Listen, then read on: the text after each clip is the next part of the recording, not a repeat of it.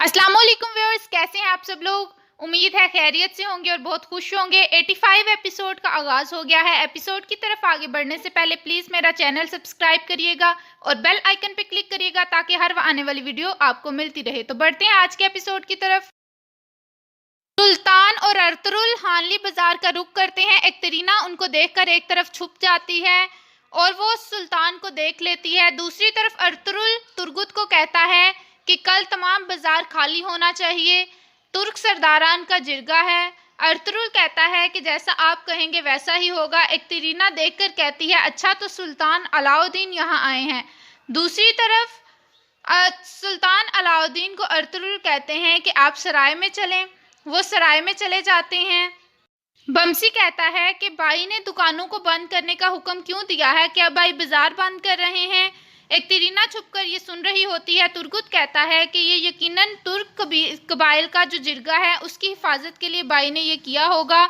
उसके बाद सराय में अर्तुगरुल, सादतीन कोपेक और सुल्तान अलाउद्दीन आ जाते हैं। आर्तुक साहब अर्तुगरुल को कहते हैं कि जैसा कि आपने कहा था सराय खाली कर दिया गया है, अब सिर्फ अबू मंसूर और सादतीन कोपेक ही यहाँ रुक सकेंगे। अर्तुगरुल कहता है कि ठीक है, अब आप जा सकते हैं।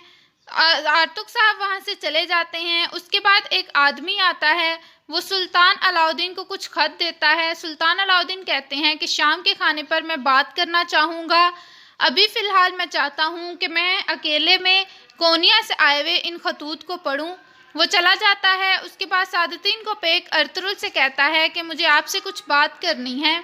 अर्तुगरुल कहता है कि आ जाएं। उसके बाद वो एक मेज़ पर बैठ जाते हैं। सादतीन कोपेक कहता है कि जैसा कि आपने सुल्तान से बात की इस काराचाइसर किला फ़तह करने की, मेरे ख्याल से अभी ये सही वक्त नहीं है उस मनहूस काराचाइसर किला को फ़तह करना और सिर्फ आपको दे देना इसकी ज़िम्मेदारी ये बिल्कुल ठीक नहीं है। आप मुट्ठी भर सिपाहियों के साथ किस तरह से ऐसा कर सकेंगे। अर्तुगरुल कहता है मेरे साथ तुर्क सरदारान और उनके सिपाही शामिल हैं। सादतीन कोपेक कहता है इसके अलावा फिर भी तुम ये नहीं कर सकोगे, अगर तुम कर भी लेते हो तो शहंशाह और बाद में वो इस चीज़ को किस तरह से लेंगे। सुल्तान अभी तो तुम्हारी परजोश आवाज़ और तुम्हारी बहादुरी देखकर तुम्हें ये हुक्म दे रहे हैं, लेकिन बाद में जब मेरी बातें सच होगी तो इसका क्या होगा। मैं जिस दिन तुमसे पहली दफ़ा मिला था मुझे तुम उसी दिन ही बहादुर और बहुत ज़िद्दी लगे थे। मुझे पता है कि तुम मेरी बातों को ज़्यादा अहमियत नहीं दोगे, लेकिन तुम्हें इसके बारे में सोचना चाहिए। अर्तुगरुल कहता है अगर सुल्तान में मुझे इजाज़त देते हैं तो मैं उनके हुक्म के मुताबिक सब कुछ कर लूँगा और फिर चला जाता है। दूसरी तरफ जावदार कबीले में जिरगा मुनअक्द होता है। असलहान सरदारान से कहती है कि हमारे बहुत से सिपाही और सरदारान इस दुनिया से शहीद होकर चले गए हैं और आज से मैं अपने कबीले की नायब सरदार हूँ। ये कबीला कभी भी सरदार के बगैर नहीं रहा और ना ही आइंदा कभी रहेगा, और जब तक मेरे भाई का बदला नहीं लिया जाता इस कबीले की नायब सरदार मैं हूँ। अगर किसी को कोई एतराज़ है तो वो मुझे बता सकता है। सरदारान कहते हैं कि हमें इस बात पे कोई भी एतराज़ नहीं है। आप अगर कबीले की सरदार होंगी तो आप आलियार साहब की बहन हैं और हमें आप पर पूरा भरोसा है। असलहान कहती है कि मुझे बहुत खुशी है कि आप सब ने मुझ पर भरोसा किया है और अल्लाह ताला से गुजारिश है कि वो मुझे आप पर भरोसा करने के काबिल बनाए। एक सरदार पूछता है क्या आप सादतीन कोपेक से शादी नहीं करेंगी। असलहान कहती हैं कि अब से मेरा कबीला ही मेरा घर है और मैं यहाँ ही रहूँगी। उसके बाद जिरगा ख़त्म हो जाता है। दूसरी तरफ वैसुलुस अपने कमरे में बैठा होता है और अचानक से हलीना वहाँ आ जाती है। हलीना बताती है, वैसुलुस पूछता है कि क्या तुम वो खबर लेकर आई हो। हलीना कहती है कि हाँ मैं लेकर आई हूँ। अर्तुगरुल और सादतीन कोपेक आलियार के जनाजे के बाद सराय आए थे और बहुत से इंतज़ामात हुए हैं, ये सब कुछ सादतीन कोपेक के लिए है। वैसुलुस कहता है तुमने मुझे इस वक्त पूरी दुनिया दे दी है। दूसरी तरफ सादतीन कोपेक सराय में बैठा शीशे के आगे बैठा होता है और वो कहता है कि ज़िंदगी देने और लेने की कुदरत अब मेरी होगी और मैं ये करके दिखाऊंगा।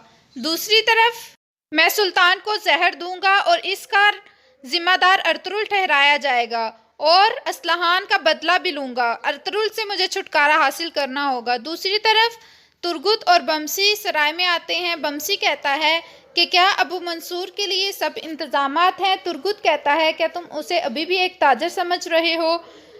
तो बमसी कहता है कि मुझे लगता है कि वो कोई एक अहम इंसान है।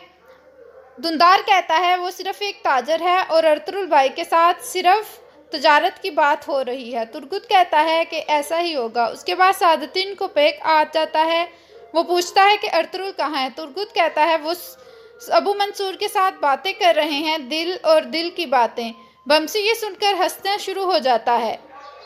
सादतीन को पेक वहाँ से चला जाता है। दूसरी तरफ दुंदार कहता है और बमसी कहता है कि सादतीन को पेक ज़रूर बाई की दोस्ती से जल रहा है।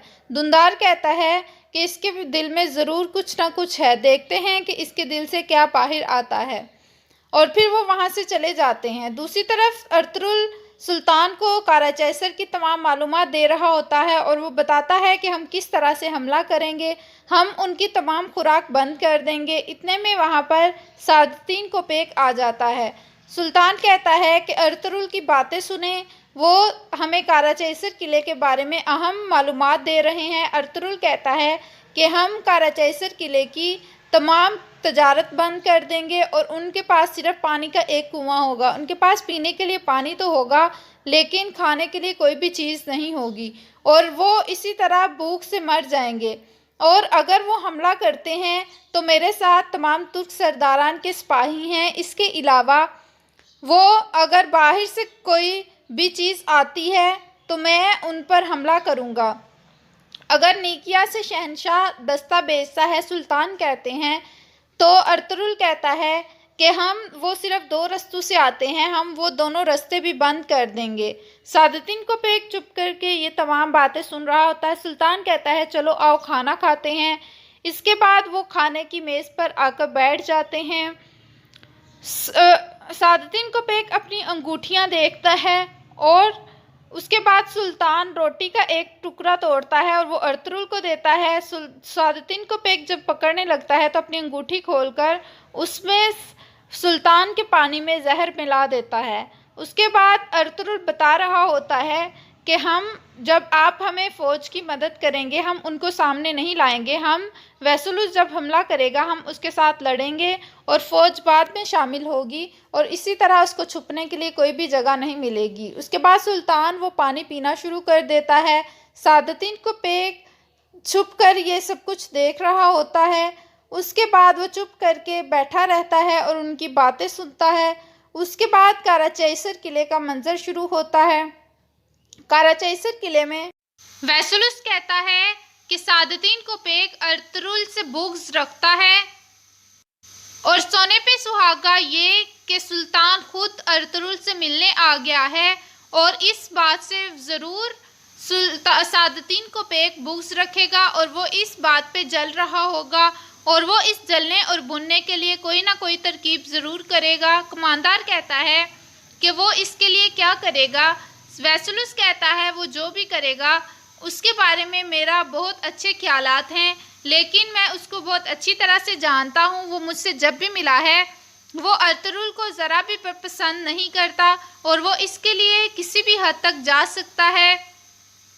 कमांडर कहता है तो इसके लिए हमें फिर उसको कोई भी सुल्तान को करने की ज़रूरत नहीं है। दूसरी तरफ अर्तुरुल बता रहा होता है सुल्तान को कि हम किस तरह से वैसुलुस से और उसके दूसरे लोगों से जान बचाएंगे और किस तरह से उन पर हमला करेंगे कि अचानक से सुल्तान का सांस उखड़ने लगता है और वो गिरने लगता है। फिर वो उठकर एक तरफ चला जाता है और अचानक से नीचे गिर जाता है। अर्तुरुल कहता है कि सुल्तान आप ठीक तो हैं। सादतीन को पेक अचानक कहता है कि सुल्तान को जहर दिया गया है। अर्तुरुल कहता है कि ये आप किस तरह से जानते हैं। सादतीन को पेक कहता है ये तो तुम मुझे बताओगे। इतने में सुल्तान का तबीब और बाकी लोग भी वहाँ पर आ जाते हैं। सादतीन को पेक कहता है कि इसके ज़िम्मेदार तुम ठहराए जाओगे, ये सब कुछ तुम्हारी वजह से हुआ है। अर्तुरुल कहता है कि मैं किस तरह से ऐसे कर सकता हूँ। इतने में वहाँ पर सुल्तान के तबीब और बाकी लोग भी वहाँ पर आ जाते हैं और वो अर्तुरुल को कहता है कि इससे तलवार, सादतीन को पेक अर्तुरुल की तरफ से कहता है कि इसकी तलवार ले लो। अर्तुरुल कहता है कि मैं नहीं दूंगा। इतने में वहाँ तुर्गुत, बमसी, दुंदार और आर्तुक बे भी आ जाते हैं। सादतीन को पेक आर्तुक बे पूछते हैं कि क्या हुआ है। सुल्तान सादतीन को पेक कहता है कि सुल्तान को जहर दिया गया है, अर्तुरुल को गिरफ्तार किया जाए। आर्तुक साहब कहते हैं कि आप कैसे ऐसा कह सकते हैं, जिसने अर्तुरुल की जान बचाई वो उसको जहर किस तरह से देंगे। आर्तुक साहब कहते हैं कि आप अगर कहें तो मैं देख लेता हूँ सुल्तान को। सादतीन को पे कहता है कि सुल्तान के अपने तबीब हैं, वो सुल्तान को देख लेंगे, आपको ऐसा करने की कोई भी ज़रूरत नहीं है। वो अर्तुरुल से कहते हैं कि आप तमाम लोग अपनी तलवारें दे दें और यहाँ से अर्तुरुल के बाकी सिपाही हानली बाज़ार से चले जाएं। दूसरी तरफ उनको, सुल्तान को एक कमरे में लाया जाता है, लिटाया जाता है। तबीब कहता है कि इनको क्या करवानी होगी वरना ये ठीक नहीं होंगे। वो सुल्तान को कुछ देते हैं। दूसरी तरफ अर्तुरुल कहता है, दुंदार कहता है कि मैं किस तरह से अपने भाई को गिरफ्तार होने दूंगा। वो तमाम लोग अपनी तलवारें निकाल लेते हैं। सादतीन को पे कहता है तुम और तुम्हारे सिपाही बहुत बड़ी गलती करने जा रहे हैं। और यहाँ पर इसका इख्तिताम होता है। वीडियो पसंद आए तो लाइक करिएगा, कमेंट करके बताइएगा कैसी लगी एपिसोड। फी मान अल्लाह।